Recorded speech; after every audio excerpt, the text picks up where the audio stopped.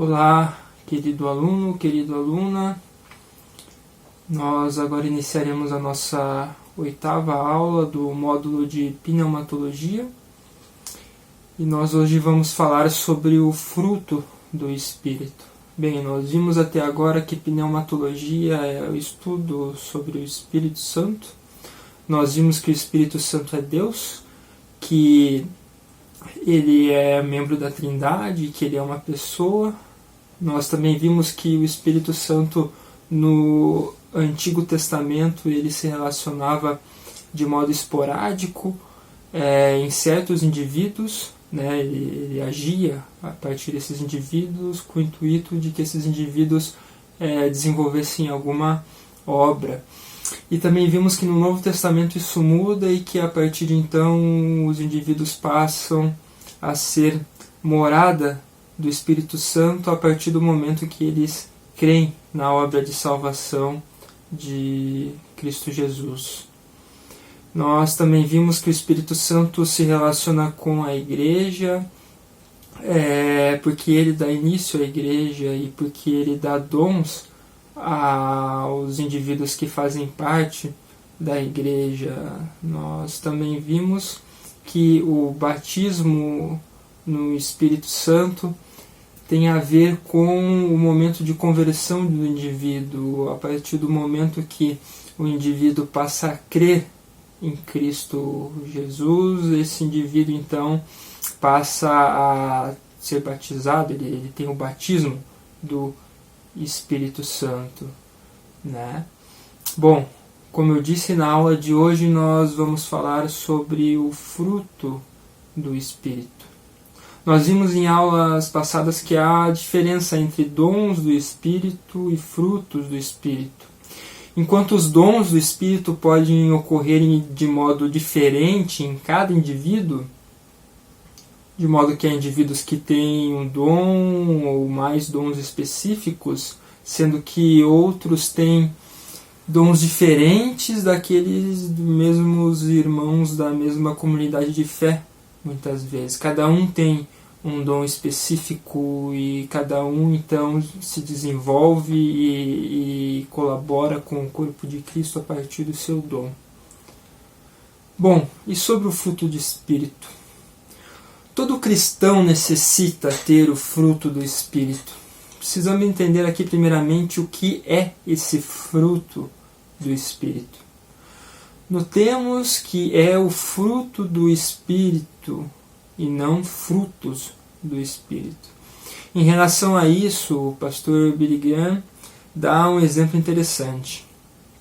Ele diz o seguinte: uma macieira pode produzir muitas maçãs, mas todas vêm da mesma árvore. Semelhantemente, o Espírito Santo é a origem de todo fruto em nossa vida. Bom, diferentes dons do Espírito Santo que já nos são garantidos a partir do momento da conversão, né? Diferentemente disso, né, desses diferentes dons que nós ganhamos a partir da nossa conversão, o fruto do Espírito tem a ver com o processo da vida cristã.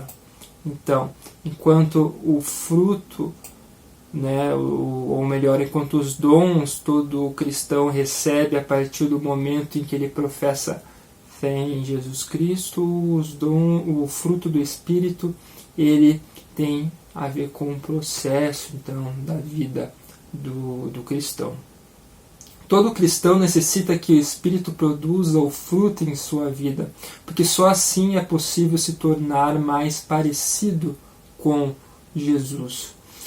O ser humano é cheio de desejos que vão contra a vontade de Deus. Nós, como seres humanos, temos uma tendência ao pecado, né? Como os seres humanos naturais, né? Nós temos essa tendência devido ao pecado original, né? Ao pecado de Adão, o pecado do primeiro homem, né?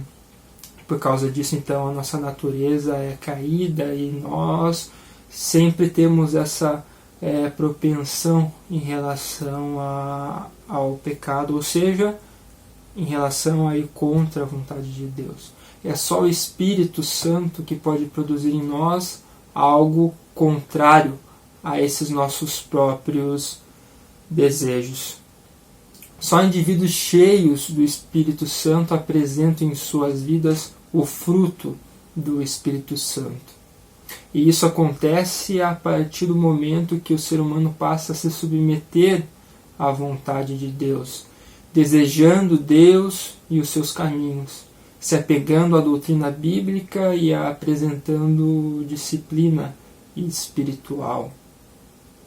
Bom, podemos ver isso, podemos basear essa afirmação lá em Salmos capítulo 1, verso 2 e 3, que diz o seguinte: o indivíduo que produz esses frutos, o indivíduo que ama a Deus, o seu prazer está na lei de Deus, e nesta lei ele medita dia e noite.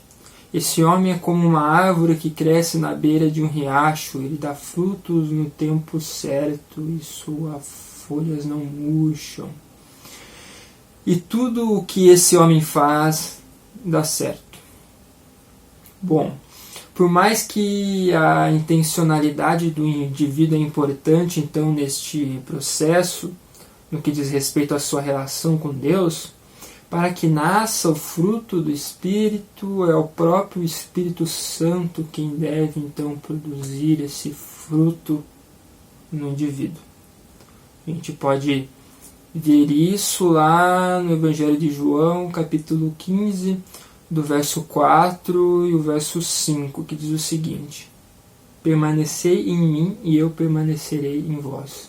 Como não pode o ramo produzir fruto de si mesmo, se não permanecer na videira, assim nem vós o podeis dar, se não permanecerdes em mim. Eu sou a videira, vós os ramos. Quem permanece em mim e eu nele, esse dá muito fruto, porque sem mim nada podeis fazer. O fruto do Espírito se desenvolve no ser humano com as seguintes características. A gente encontra essas características lá em Gálatas 5, verso 23. Mas o fruto do Espírito é o amor, o gozo, a paz, a longanimidade, a benignidade, a bondade, a fidelidade, a mansidão, o domínio próprio. Ora, esses não são frutos do Espírito, como nós já vimos.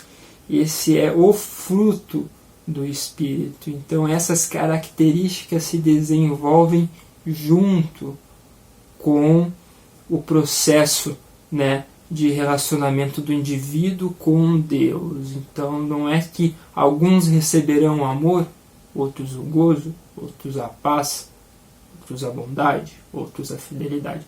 Não. O fruto do Espírito apresenta essas características. Tá?